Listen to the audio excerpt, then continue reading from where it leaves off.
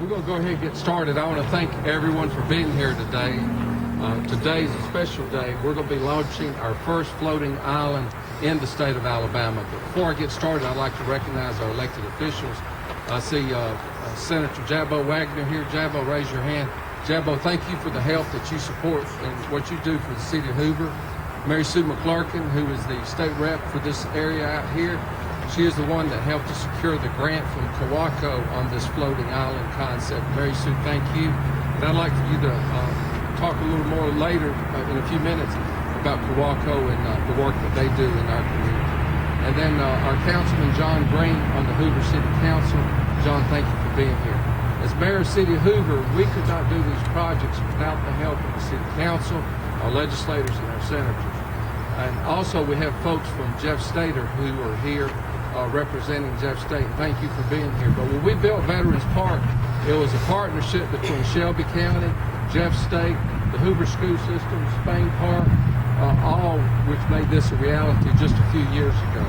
And Mr. Shaw, principal from Spain Park, is here with the peer helpers from Spain Park. Thank y'all for being here. But what we have today, this is a floating island concept, first in the state of Alabama. They have used this concept in other parts of the country. And as you all know, Hoover has always been on the leading edge as far as new technology, as far as anything to do with the environment.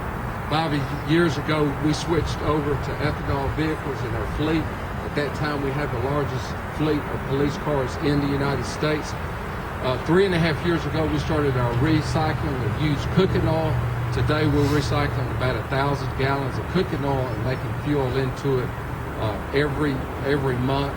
And doing it for less than $1 a gallon. Just last month, we put a multi-million-dollar grant application on an algae project at the Everton Sewage Treatment Plant. Two factors there. One, on clean water. The second factor is making biodiesel fuel from algae plants.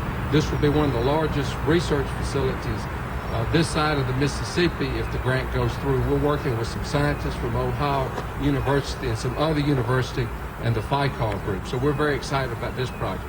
This project today, we have 350 different plants on this floating island. There are 7 types of plants, and they're all native plants to the state of Alabama. We have, these are all perennial plants, meaning that they will grow back year after year. And if you look, this island concept, they're pre-drilled holes. When this plant, we're going to launch it, they're actually going to take it out, at least I hope so, take it out to the middle of the lake. The water will go to the bottom of that root system. And as these plants grow, the roots will go through the water and absorb the nitrogen and phosphorus that plants are needed. When you go to the store, when you go to the nursery store and you buy fertilizer, it's got nitrogen and phosphorus in it. Well, nitrogen and phosphorus is not good for the Cahaba River. So this is just one step in trying to clean up our stormwater program in the city of Hoover. And we're very proud of our stormwater program that we have in the city. At this time, I'd like to call on Mary Sue McClarkin to, and again, thank you for helping us to get this grant to purchase the floating island, and tell us a little bit about Kawaco and your work with it. Thank you.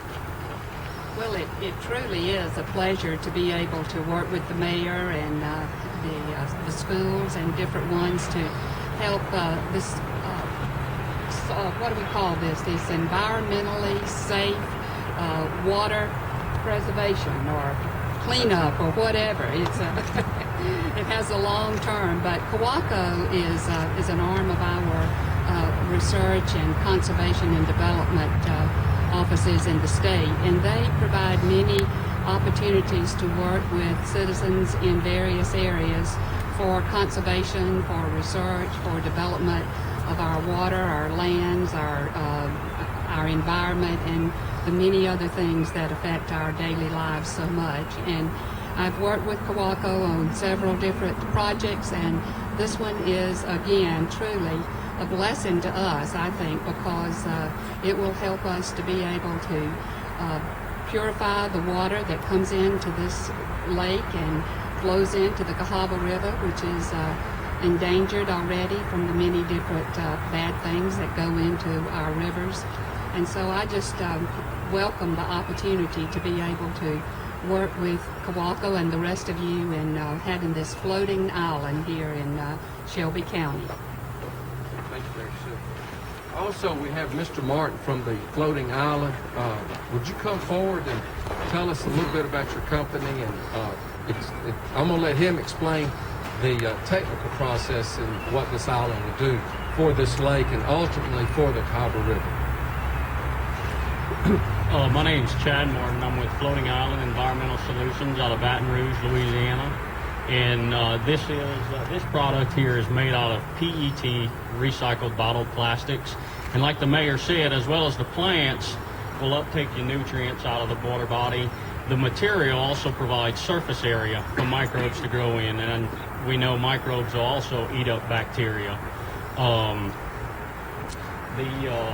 Eventually this island will be completely taken over, with these plants, and we're hoping, you try not to have the roots embed into the surface area down at the bottom, because that's where, because of the microscopic hairs, that's where a lot of your nutrients will be uptaken.